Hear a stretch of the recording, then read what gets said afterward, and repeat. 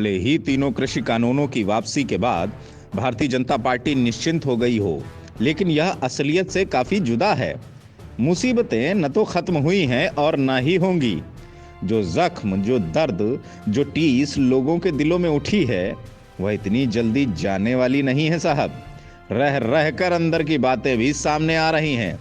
PM Narendra Modi के अहंकार का एक नजारा मेघालय के गवर्नर सत्यपाल मलिक ने भी लोगों के सामने रखा है। इस वाकये को आपको सुनना जरूर चाहिए, क्योंकि अहंकार किसी को नहीं बख्शता, वह खून चूस लेता है।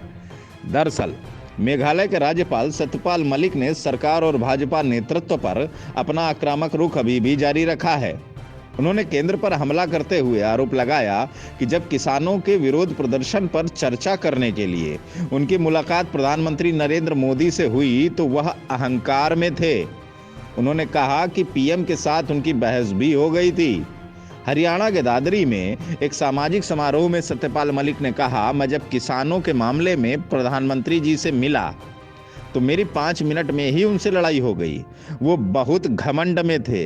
जब मैंने उनसे कहा हमारे 500 लोग मर गए तो उन्होंने कहा मेरे लिए मरे हैं। मैंने कहा आपके लिए ही तो मरे थे, क्योंकि आप राजा जो बने हुए हो। इसको लेकर मेरा उनसे झगड़ा हो गया।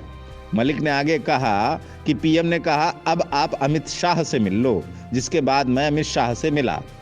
बाद में दादरी में मीडिया कर्मियों से बात करते हुए मलिक से जब कृषि कानूनों को समाप्त करने को लेकर सरकार के फैसले पर राय मांगी गई तो उन्होंने कहा प्रधानमंत्री ने जो कहा उसके अलावा और क्या कह सकते थे।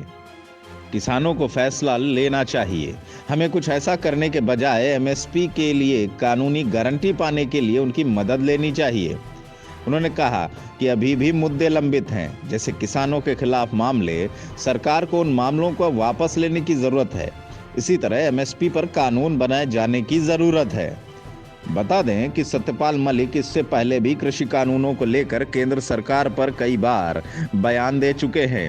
नवंबर में जयपुर में बोलते हुए उन्होंने कहा था कि केंद्र को अंततः किसानों की मांगों को मानना होगा।